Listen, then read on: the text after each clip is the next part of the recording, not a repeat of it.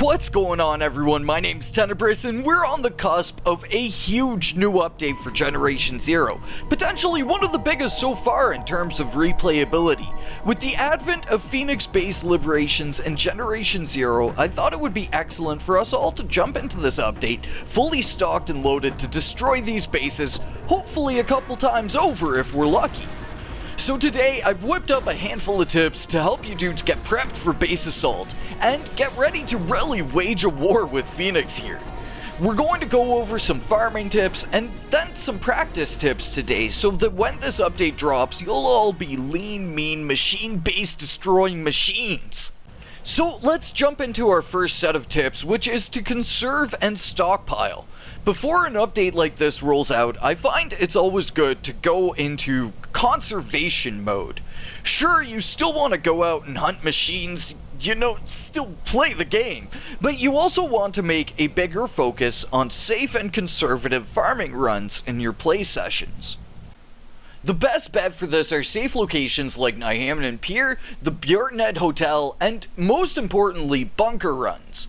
Bunker farming is your best bet for getting safe and efficient loot in Generation Zero.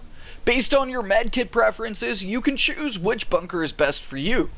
Utern, Veslin, Sorkin, and Marden all drop simple medkits. Standard are from Minken, and Advanced are from Hermelinen and Skvarden.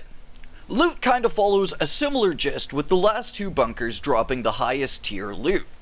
What's in your inventory will have an impact on the ammunition you find along the way, so make sure while you're farming you have the weapons in your inventory that you want to farm for, and you put away the weapons that you don't want to farm for, like maybe sidearms or ammo types you're already well supplied on. The main things you'll want to stock up on are ammunition, medical supplies, ammo packs for specific ammo farming, and some field radios to place around when you tackle these bases in the future. Explosive ammunition is going to play a huge role in taking these bases down, with explosive weapons reaching a brand new destructive purpose. So you'll really want to focus and grind out as many explosive ammunition types that are available to you, either with the new 40mm grenades for the Thumper, the RPG rounds for the RLG, or the classic 84mm grenades for the CARLG. Ammo packs can really give you a leg up in this grind, especially for EMP-based rounds. You can, of course, always craft these ammunition types too if you want to stockpile a specific ammo type en masse. And for medkits, if you want an infinite supply of advanced medkits, you just have to come on over to Vidsela. Over here, you have an infinite supply of both the advanced and the standard medkits that will respawn on either quit to menu or a far distance fast travel. With sources of infinite medkits dwindling here in the game, this is a spot you really want to take advantage of while it's still here. Now, with all this safe bunker farming going on, you might want a couple tanks to safely farm to mix things up for yourself and still get fat gains as you hoard along the way. So here's a quick route you can take using those infinite advanced medkits as a pendulum point of grinding to get yourself enough medkits to literally swim in, because who knows, it might just take that many and then some depending on the level of challenge these FNIX bases will offer. The huge benefit of this little grind loop here is that if you keep offloading the explosive munitions you gain from killing these tanks, you'll continuously stockpile large quantities of explosives. Win-win with the medkit grind. This grind is between Vidsela in the middle farmlands and STORSKOGEN outpost at the foot of the farmlands. You'll pick up your 2 medkits at Vidsela, take down the tank outside and any other potential big machines, fast travel to STORSKOGEN, take down the prototype tank there, head back to Vidsela and pick up your medkits, then quit to menu to restart the loop. You may wind up at the last safe house, but a quick fast travel back to Vidsela will get you started on the grind loop again. This farming route is very powerful, so you won't have to do it too much. Half-hour grind or two and you'll be set, but now, with us being able to stockpile a lot more in our Plundra, you might want to give this a few swings through the next coming weeks before base assault drops. At this point now, you should have enough venues to be borderline armed to the teeth, with enough medkits to keep you going as you tackle these bases, because again, I have a gut feeling they might be pretty dang deadly to take on. Now for the other end of the spectrum. You're well supplied for explosives and medkits, but now it's a good idea to think about how you can keep these base assaults varied. And the next best option to blowing the whole thing up is trying to stealth these FNIX bases. Maybe beat them without any alarms going off, or just as incognito as you possibly can. To do this, you might want to take the prep time to build up an extra character just for this purpose. Make a fun or interesting stealth build that you can use to see if you can. Go the whole 9 miles and invest into some clothing schematics at whatever crown you've got, just to really complete the stealth build. Then pick a bunch of weapons you think would be fun for the Liberation. Personally, I like to go hunting rifle heavy myself with the weapon wheel. After that, give your build a bit of a test run through a tough location like maybe Himfell Island to be sure that it's a good loadout and build, and then you can leave this character for when the update rolls out.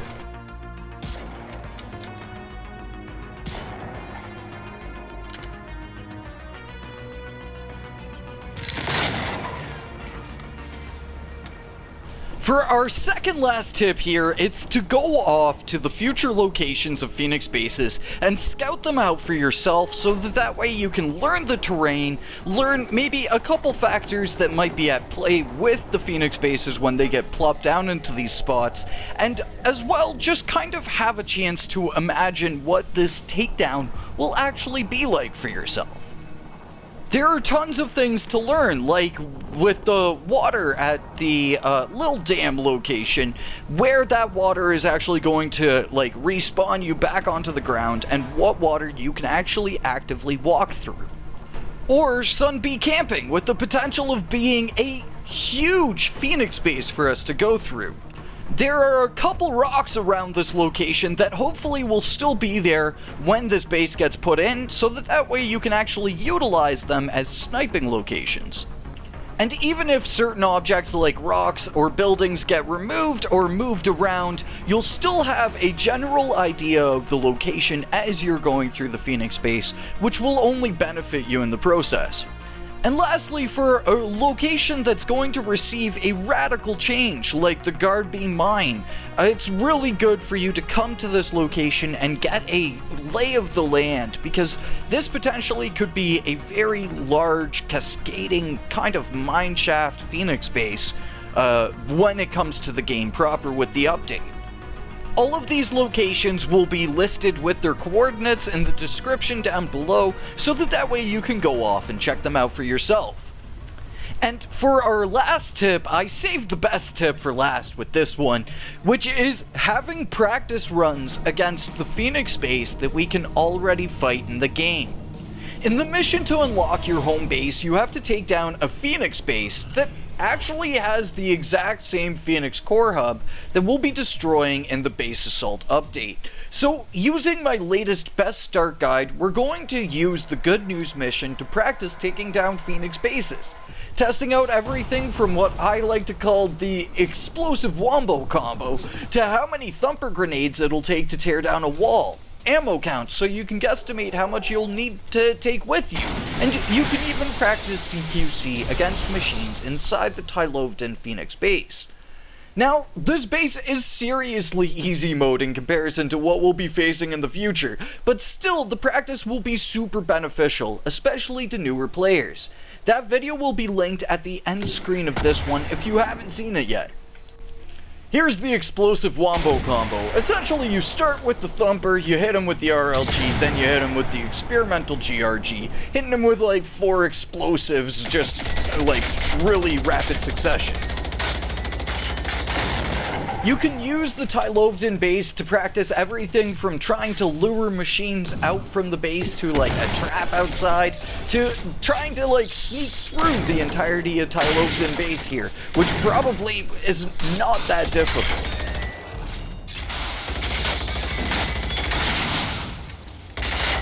You get a pretty decent scuffle when you get here too, so that'll be a good kind of heads up on what we'll be dealing with. I think it's going to be potentially obscene amounts of machines.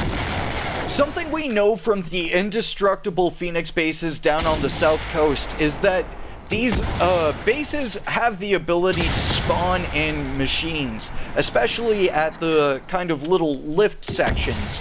So that's going to be something that we'll have to keep in mind when we take on these bases, that potentially the machines that are in the base in the first place will not be the maximum amount of machines that this base is storing. I'm thinking before the update comes out, I'm going to make a little video on tech you can do with the explosive weapons here in Generation 0, so stay tuned for that one. So there we go, my dudes. Tips and tricks to help you get ready for liberating FNIX bases in the base assault update coming sometime very soon. And I just want to say at the end of the video here, thank you so much for your dude's support on the last video. Y'all are absolutely legendary to me, and I cannot wait to dive into this juicy looking update with you all as we go through the next coming weeks. So, my dudes, thank you very much for watching. Stay awesome. Don't forget to check out that best start video to do some practice runs, and I will catch you all in the next one. Until then, peace.